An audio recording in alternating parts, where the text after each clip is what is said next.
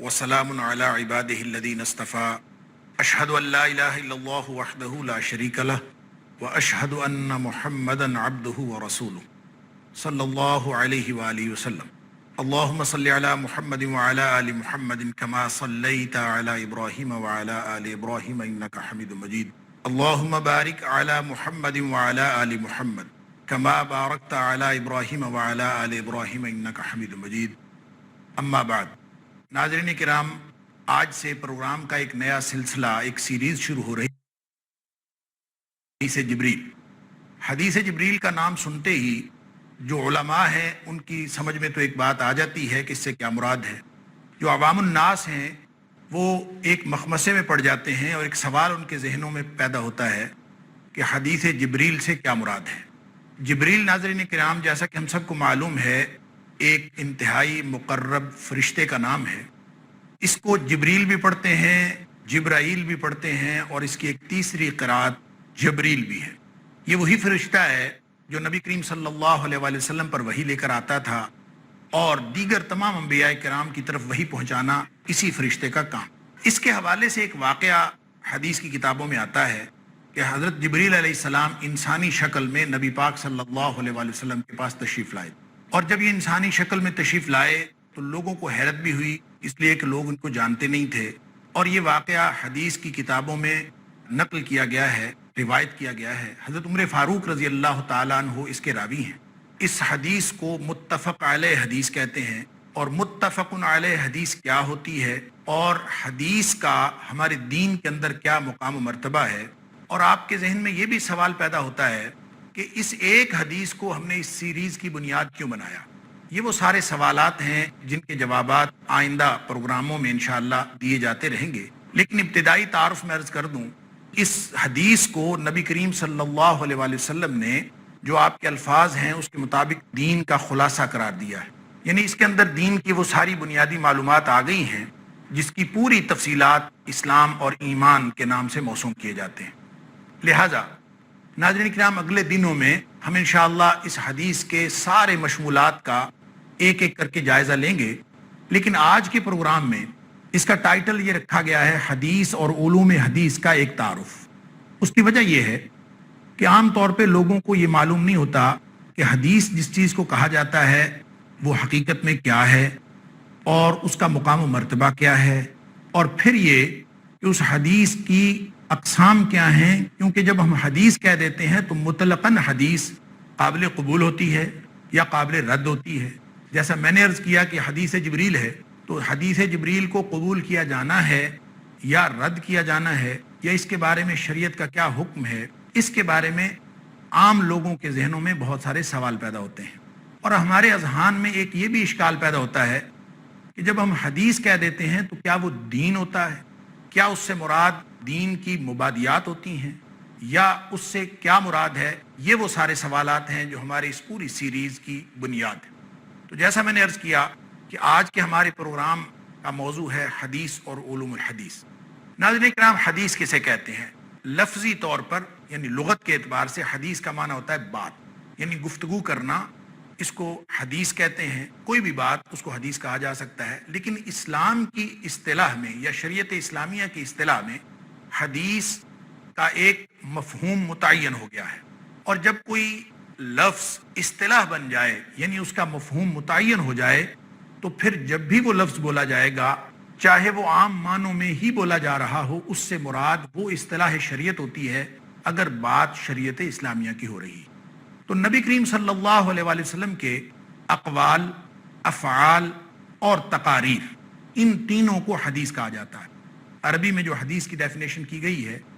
वो ये है कि मा सादरा अन नबी सल्लल्लाहु अलैहि वसल्लम या मा सादरा अन रसूलिल्लाहि सल्लल्लाहु अलैहि वसल्लम मिन क़ौलिन औ फ़िअलिन औ तक़रीरिन। नबी पाक सल्लल्लाहु अलैहि वसल्लम से जो कुछ सादिर हो तीन एतबार से, यानी चाहे वो बात नबी पाक सल्लल्लाहु अलैहि वसल्लम ने फरमाई हो, या फिर आपने करके दिखाई हो, और या फिर नबी पाक सल्लल्लाहु अलैहि वसल्लम ने कोई काम होते देखा हो, या किसी वाक़े को आपने मुशाहिदा फरमाया हो, या आपने कोई बात सुनी हो तो आपने उसको पसंद फरमाया या सुकूत फरमा दिया। तो ऐसी हदीस को सुकूती भी कह देते हैं और तकरीरी भी। تقریری اس لیے کہتے ہیں کہ نبی پاک صلی اللہ علیہ وآلہ وسلم نے اس کو برقرار رکھا، آپ نے گویا اس کو رد نہیں فرمایا، اور جس چیز کو نبی پاک صلی اللہ علیہ وآلہ وسلم رد نہ فرمائیں وہ بھی دین ہوتا ہے، وہ بھی حدیث ہوتی ہے۔ اور یوں نبی پاک صلی اللہ علیہ وآلہ وسلم سے صادر ہونے والے یہ تینوں قسم کے اقوال، افعال اور آپ کی پسند کی ہوئی چیزیں یا آپ جس پہ خاموشی اختیار فرما دیں، یہ دین کی بنیاد ہے اور اسی کو حدیث کہتے ہیں۔ ناظرین کرام، حدیث کے دو حصے ہوتے ہیں، ایک ہوتا ہے سند اور ایک ہوتا ہے متن۔ میں نے ابھی شروع میں عرض کیا تھا کہ یہ حدیث متفق علیہ حدیث ہے، تو اس سے مراد یہ ہوتا ہے کہ یہ بخاری شریف میں بھی ہے اور مسلم شریف میں بھی ہے۔ ہم نے حدیث کے جس متن کو بنیاد بنایا ہے وہ حضرت عمر بن خطاب رضی اللہ تعالیٰ عنہ کی روایت کردہ ہے، اور حضرت عمر فاروق رضی اللہ تعالیٰ عنہ کی روایت کردہ یہ حدیث صرف مسلم شریف میں ہے، بخاری شریف میں موجود نہیں ہے۔ بخاری شریف میں یہ حدیث ہے لیکن وہاں حضرت ابو ہریرہ رضی اللہ تعالیٰ عنہ کی روایت کردہ ہے۔ اگرچہ اس حدیث کو دیگر 6 صحابہ کرام نے بھی روایت کیا ہے، بلکہ اس سے بھی زیادہ شاید صحابہ کرام نے روایت کیا ہے، لیکن ہمیں یہ سمجھنا ہے کہ جب صحابی اس کو روایت کرتا ہے اور مختلف صحابہ کرام اس کو روایت کرتے ہیں، اور یا پھر کسی حدیث کو ہم متفق علیہ کہہ دیتے ہیں، جیسے اس حدیث کو حضرت ابو ہریرہ رضی اللہ تعالیٰ عنہ کی روایت کے اعتبار سے متفق علیہ کا درجہ حاصل ہے، اور دیگر جو صحاح ستہ ہے اس کے اندر بھی موجود ہے، تو اس کا کیا مطلب ہوتا ہے؟ ناظرین کرام، حدیث کا مطلب آپ نے جانا، اور حدیث کے اوپر بعض اوقات لفظ خبر کا بھی بول دیا جاتا ہے اور بعض اوقات اثر کا بھی بول دیا جاتا ہے۔ میں نے عرض کیا کہ حدیث کے 2 حصے ہوتے ہیں، ایک ہوتا ہے سند اور ایک ہوتا ہے متن۔ سند سے مراد وہ چین آف نیریٹرز ہے، وہ لوگوں کا ایک سلسلہ ہے جس کو کہتے ہیں سلسلۃ الرجال، وہ سلسلہ الموصولۃ للمتن، جو متن تک پہنچنے کے لیے ایک اشخاص کے ایک سلسلے کے ایک ناموں سے گزرنا پڑتا ہے کہ فلاں نے یہ بات فلاں سے سنی، فلاں نے یہ بات فلاں سے سنی۔ یہ جو سلسلہ ہے اس کو سند کہتے ہیں۔ اس کی بھی حدیث کے اندر ایک اپنی حیثیت ہے، اس کی اہمیت ہے۔ اور پھر وہ متن جو حدیث بیان کی جاتی ہے، جہاں پہ جا کے سند ختم ہو جاتی ہے، ما ینتہی الیہ غایت السند، جہاں پہ سند مکمل ہو جاتی ہے من الکلام، تو وہاں پہ جو آگے الفاظ ہوتے ہیں وہ اس کو متن کہا جاتا ہے۔ ناظرین کرام، حدیث جو بھی بیان کی جائے وہ سند کے اعتبار سے بھی صحیح ہونی چاہیے اور متن کے اعتبار سے بھی صحیح ہونی چاہیے۔ اگر حدیث صحیح نہیں ہوگی تو وہ قابل قبول نہیں ہوگی بلکہ قابل رد ہوگی۔ یہ وہ باتیں ہیں ناظرین کرام جو عوام الناس نہیں جانتے۔ حدیث ایک سائنس ہے، آپ یہ سمجھ لیجئے، حدیث ایک سائنس ہے، اور بالکل ایسی سائنس جیسے 2 اور 2 4 کی سائنس ہوتی ہے۔ کیمسٹری کے فارمولے غلط ہو سکتے ہیں، اور مین میڈ جتنے بھی موضوعات، جتنے بھی علوم ہیں، جب ان کے فارمولے غلط ہو سکتے ہیں تو انسانی خطا کا احتمال تو ہر جگہ موجود ہے، لیکن دیگر سائنسی علوم کی طرح حدیث سائنسز بھی بالکل اس کے اپنے فارمولوں کے مطابق، اپنے اصولوں کے مطابق 2 اور 2 4 کی طرح ہے۔ لہٰذا اس میں اگر کوئی شخص اس کو جانتا ہو اور اس علم کا پورا ادراک حاصل کر لے اور پوری معلومات اس کے پاس ہوں، بعینہ ہی حدیث کا علم جس کو معلوم نہیں ہے وہی اعتراض کرے گا۔ جو عالم آدمی ہے، جس کو حدیث سائنسز کا علم ہے، وہ پوری طرح سمجھتا ہے کہ یہ فارمولے ہیں اور یہ بالکل 2 اور 2 4 کی طرح کی ایک ایگزیکٹ اور پریسائزڈ سائنس ہے، اور اس کے اندر قطعاً کوئی احتمال نہیں ہے۔ جہاں پہ کوئی احتمال ہوتا ہے غلطی کا تو اس کے لیے بھی محدثین کرام نے ایسے اصول وضع کر دیے ہیں کہ ان اصولوں سے انسان سمجھ لیتا ہے کہ اس حدیث کو میں نے قبول کرنا ہے یا اس کو رد کرنا ہے۔ ناظرین کرام، صحیح حدیث جو قابل قبول ہوتی ہے اس کی 5 شرائط ہیں، یعنی اس کی یہ ڈیفینیشن کی گئی ہے، ما اتصل سندہ، جس کی نقل العدل ضابط، یعنی جس کی سند متصل ہو اور جس کو نقل کیا جائے عدالت کے ساتھ اور ضبط کے ساتھ روایت کیا جائے، اور پھر عن مثلہ الی منتہا ہو، شروع سے لے کر آخر تک سارے لوگ ایک جیسے ہوں اور عدل اور ضبط کے ساتھ اس کو نقل کرنے والے ہوں، اور پھر آگے من غیر شذوذ ولا علہ، اس میں کوئی شذوذ نہ پایا جاتا ہو اور اس میں علت نہ ہو۔ یہ 5 چیزیں ہیں۔ ایک تو ہے کہ سند متصل ہو، کوئی شخص کہتا ہے کہ میں نے نبی پاک صلی اللہ علیہ وآلہ وسلم سے روایت سنی، یا کوئی اپنی کتاب میں نقل کرتا ہے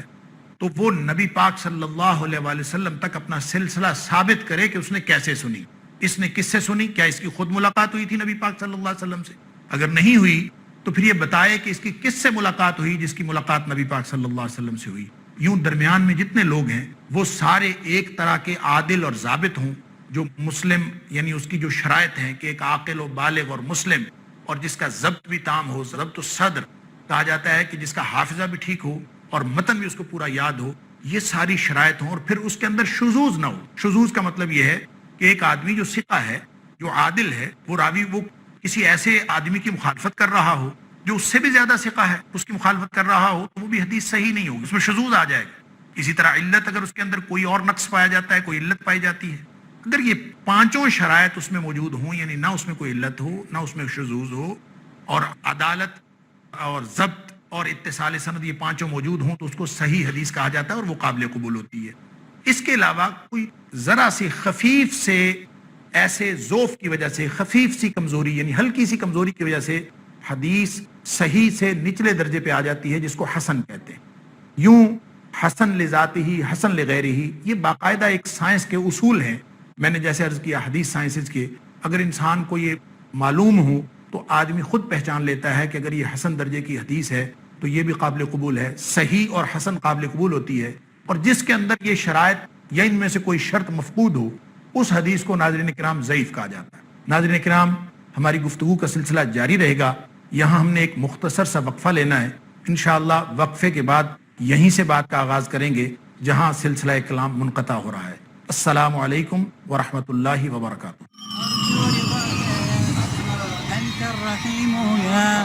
السلام علیکم ورحمۃ اللہ وبرکاتہ۔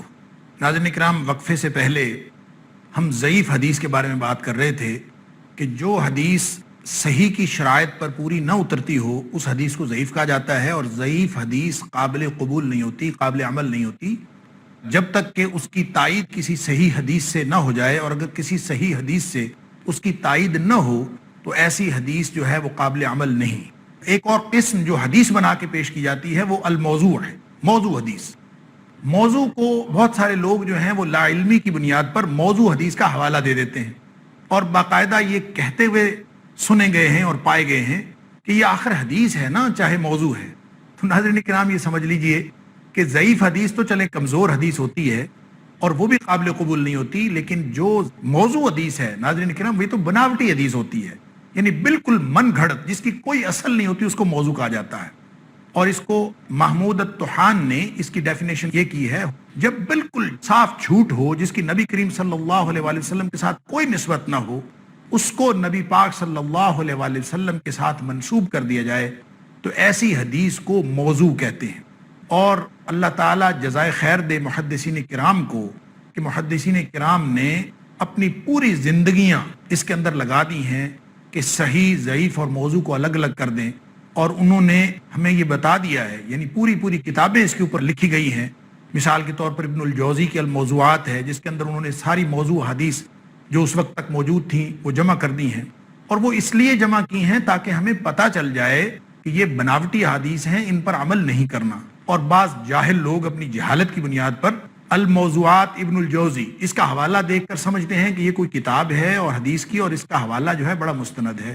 ناظرین کرام، یہ جہالت کی بنیاد پر ہے۔ موضوع حدیث من گھڑت ہوتی ہے، نہ صرف یہ کہ اس پر عمل نہیں کیا جا سکتا، بلکہ اس پر عمل کرنا حرام ہے۔ مقدمہ ابن الصلاح میں بھی لکھا ہے، اور وہ اس حدیث کی بنیاد پر لکھا ہے، اور محدثین کرام کا اس بات پر اتفاق ہے کہ موضوع حدیث پر عمل کرنا حرام ہے، اس کو حدیث کہنا ہی نہیں چاہیے۔ وہ حدیث ہم صرف اس لیے کہتے ہیں کہ ایسے لوگ جو حدیث اختراع کرتے تھے، جو بناوٹی حدیثیں گھڑتے تھے، انہوں نے اس کو حدیث بنا کر لوگوں کے سامنے پیش کیا،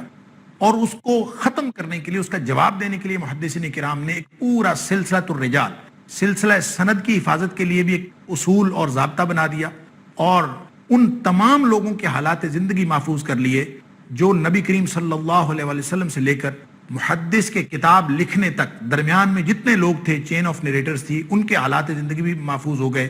متن بھی محفوظ ہو گئے۔ اور اگر اس پوری چین میں سے کسی ایک راوی کے بارے میں کوئی ایک شرط بھی مفقود ہو تو وہ حدیث صحیح نہیں رہتی، پھر وہ ضعیف ہو جاتی ہے، اور اس کے ضعف کی وجہ سے وہ قابل قبول نہیں رہتی۔ یوں میں نے عرض کیا کہ یہ اس حدیث سائنسز کے اگر فارمولے معلوم ہوں تو پھر اس کے بارے میں، اس علم کے بارے میں کوئی شک نہیں رہتا۔ اور پھر اس کے اندر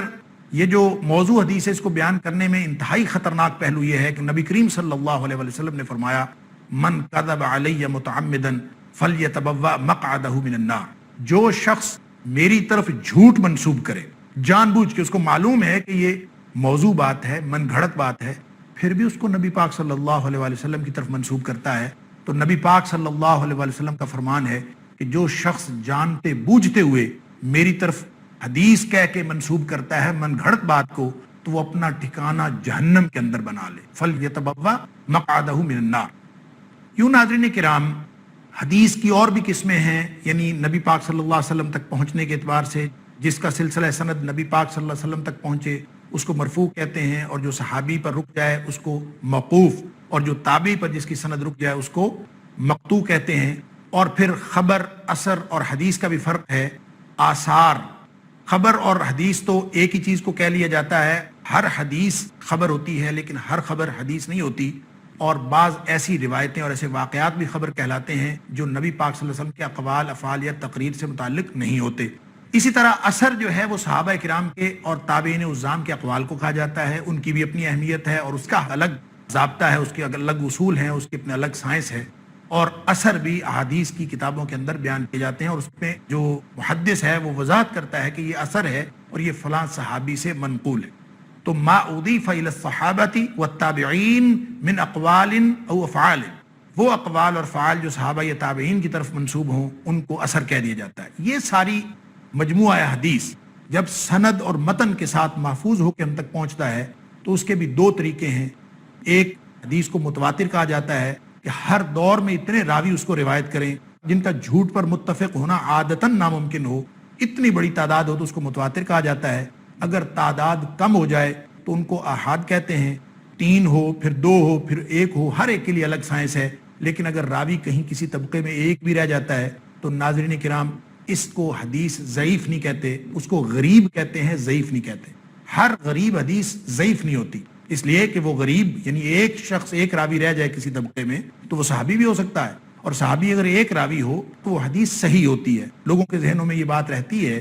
کہ شاید ضعیف اور غریب ایک برابر ہیں، اور اگر کوئی شخص کہہ دے کہ حدیث غریب ہے تو وہ سمجھتا ہے کہ شاید یہ ضعیف ہے۔ ضعیف نہیں ہے، غریب حدیث صحیح ہو سکتی ہے، اور وہ اس کے اندر کوئی جو ہے اس کا امکان نہ ہو، یہ بھی ممکن ہے۔ میں عرض کرتا چلوں کہ بخاری شریف جو اصح الکتب بعد کتاب اللہ ہے، اللہ کی کتاب کے بعد سب سے زیادہ صحیح ترین کتاب اس کو تسلیم کیا جاتا ہے۔ بخاری شریف کی الجامع الصحیح کی پہلی حدیث بھی غریب ہے اور آخری حدیث بھی غریب ہے۔ تو اس کا مطلب یہ ہے کہ غریب حدیث کے صحت کے اندر کوئی فرق نہیں ہوتا اگر وہ راوی جو روایت کرنے والا ہے اس کے اندر وہ تمام شرائط صحیح کی وہ موجود۔ یوں ناظرین کرام، صحابہ کرام نے حدیث بیان کی تابعین کو، اور تابعین سے آگے محدثین نے کتابیں لکھ دیں، اور محدثین نے جو کتابیں لکھیں ان میں سے سند اور متن کے اعتبار سے جو بہترین 6 کتابیں منتخب کی گئیں جن کو صحاح ستہ، حدیث کی 6 صحیح ترین کتابیں کہا جاتا ہے، ان میں 2 صحیح ترین کتابوں کا نام الجامع الصحیح امام مسلم کی ہے، الجامع الصحیح امام بخاری کی ہے۔ جو حدیث ان دونوں کتابوں کے اندر موجود ہو اس کو متفق علیہ حدیث کہتے ہیں۔ یہ ہے وہ وجہ ناظرین کرام کی بنیاد پر اس حدیث کو جو ہمارا موضوع ہے، یعنی حدیث جبریل جو ہماری پوری سیریز کا موضوع ہے، حدیث جبریل کو متفق علیہ حدیث کہتے ہیں۔ اور میں نے عرض کیا شروع میں، یہ حدیث متفق علیہ ہے حضرت ابو ہریرہ رضی اللہ تعالیٰ عنہ کی روایت سے۔ جہاں تک حضرت عمر فاروق رضی اللہ تعالیٰ عنہ کی روایت کردہ حدیث کا تعلق ہے تو امام مسلم نے اپنی کتاب میں جو سب سے پہلا باب باندھا ہے وہ ہے کتاب الایمان، اور کتاب الایمان کی جو سب سے پہلی حدیث ہے وہ یہی حضرت عمر فاروق رضی اللہ تعالیٰ عنہ والی حدیث ہے۔ اس حدیث کے جو سارے جو مشمولات ہیں اس کے بارے میں انشاءاللہ بات ہوگی۔ ہم نے آج کے پروگرام میں یہ دیکھا کہ صحیح حدیث کیا ہوتی ہے اور متفق علیہ حدیث کا کیا درجہ ہوتا ہے۔ تو ہمیں یہ بات سمجھ میں آئی کہ متفق علیہ حدیث، حدیث کی صحیح ترین کتابوں میں جو 2 کتابیں ہیں ان دونوں کتابوں کے اندر حدیث آ جائے تو اس کو متفق علیہ حدیث کہتے ہیں۔ اس میں بھی ناظرین کرام یہ دونوں کتابیں ہیں، الجامع الصحیح امام بخاری کی اور الجامع الصحیح امام مسلم کی، اس میں دونوں کی شرائط ساری کی ساری ایک جیسی ہیں سوائے ایک شرط کے، جس کی وجہ سے امام بخاری کے الجامع الصحیح کو امام مسلم کے الجامع الصحیح کے اوپر ایک درجہ فوقیت حاصل ہے، اور اس کو صحیح ترین کتاب بعد کتاب اللہ کہا جاتا ہے۔ یہ وہ ایک شرط یہ ہے، امام مسلم کہتے ہیں کہ اگر ایک راوی کوئی کہے کہ میں نے دوسرے راوی سے فلاں سے بات سنی ہے اور ان کے حالات زندگی پتہ کرنے سے یہ معلوم ہو جائے کہ دونوں ایک ہی وقت میں، ایک ہی زمانے میں، ایک ہی بستی یا ایک ہی شہر میں موجود تھے، ہم اثر ہونا ثابت ہو جائے، تو یہ بات سمجھ لی جائے گی کہ ان کی ملاقات ہوئی ہوگی اور انہوں نے ایک دوسرے سے ملاقات کے دوران یہ حدیث کا تبادلہ کیا ہوگا اور اس حدیث کو صحیح مانا جائے گا۔ امام بخاری کا اصول یہ ہے کہ صرف ہم اثر ہونا کافی نہیں ہے، بلکہ حالات زندگی سے ملاقات بھی ثابت ہونی چاہیے۔ جب تک حالات زندگی میں یہ ثابت نہ ہو جائے دونوں کے کہ ان کی آپس میں ملاقات ہوئی تھی، اس وقت تک حدیث نہیں لی جاتی۔ یہی ایک اصول ہے امام بخاری کا، جس کی وجہ سے امام بخاری کی الجامع الصحیح کو امام مسلم کے اوپر فوقیت حاصل ہے۔ یوں ناظرین کرام، یہ حدیث میں نے عرض کیا متفق علیہ ہے حضرت ابو ہریرہ رضی اللہ تعالیٰ عنہ کے اصل سے۔ ہم نے جس متن کو بنیاد بنایا ہے وہ حضرت عمر فاروق رضی اللہ تعالیٰ عنہ کا روایت کردہ متن ہے۔ اس کے علاوہ بھی یہ حدیث کی تمام کتابوں میں، سیاستہ میں بھی اور دیگر کتابوں میں بھی یہ حدیث بیان ہوئی ہے، اور اس کو حضرت عمر فاروق رضی اللہ تعالیٰ عنہ اور حضرت ابو ہریرہ رضی اللہ تعالیٰ عنہ کے علاوہ بھی کم از کم 6 صحابہ نے روایت کیا ہے۔ یعنی یہ صرف حضرت ابو ہریرہ رضی اللہ تعالیٰ عنہ کی روایت کردہ نہیں ہے، اور نہ ہی صرف عمر فاروق رضی اللہ تعالیٰ عنہ کی، بلکہ 6 صحابہ کرام جن میں حضرت ابن عمر، حضرت عبداللہ بن عمر رضی اللہ تعالیٰ عنہ شامل ہیں، انہوں نے بھی اس کو روایت کیا ہے۔ حضرت ابو ذر غفاری رضی اللہ تعالیٰ عنہ، انہوں نے بھی اس کو روایت کیا ہے۔ حضرت انس بن مالک رضی اللہ تعالیٰ عنہ، جن کو نبی پاک صلی اللہ علیہ وسلم کی صحبت میں بہت عرصہ رہنے کا موقع ملا اور سعادت ملی، انہوں نے بھی اس کو روایت کیا ہے۔ حضرت ابو عامر اشعری رضی اللہ تعالیٰ عنہ، انہوں نے بھی اس کو روایت کیا ہے۔ اور حضرت ابن عباس، حضرت عبداللہ بن عباس رضی اللہ تعالیٰ عنہ، انہوں نے بھی مفسر قرآن، انہوں نے بھی اس حدیث کو روایت کیا ہے۔ اور ایک اور صحابی جن کا نام جریر بن عبداللہ بجلی ہے، انہوں نے بھی اس حدیث کو روایت کیا ہے۔ ان ساری باتوں سے اور اس ساری گفتگو سے ناظرین کرام آپ اندازہ کر سکتے ہیں کہ یہ حدیث، جس کو ہم متفق علیہ حدیث بھی کہتے ہیں ابو ہریرہ رضی اللہ تعالیٰ عنہ کی روایت سے، اور عمر فاروق رضی اللہ تعالیٰ عنہ کی بھی یہ روایت کردہ ہے، اس حدیث کا، جس کا نام حدیث جبریل ہے، اس کا شریعت اسلامیہ میں کیا مقام و مرتبہ ہے، یہی بات سمجھنے کے لیے آج کے پروگرام میں ہم نے یہ تمہیدی گفتگو کی، تاکہ ہمیں حدیث کی اہمیت اور فوقیت کا پتہ چل جائے کہ حدیث سائنس کس طرح عمل کرتی ہے، اور سند اور متن کے اعتبار سے کیسی حدیث ہو تو وہ صحیح ترین کا درجہ حاصل کر جاتی ہے۔ یوں حدیث جبریل صحیح ترین احادیث میں ہے۔ اللہ تعالی ہمیں اس سے کما حقہ استفادہ کرنے کی توفیق عطا فرمائے۔ وآخر دعوانا ان الحمد للہ رب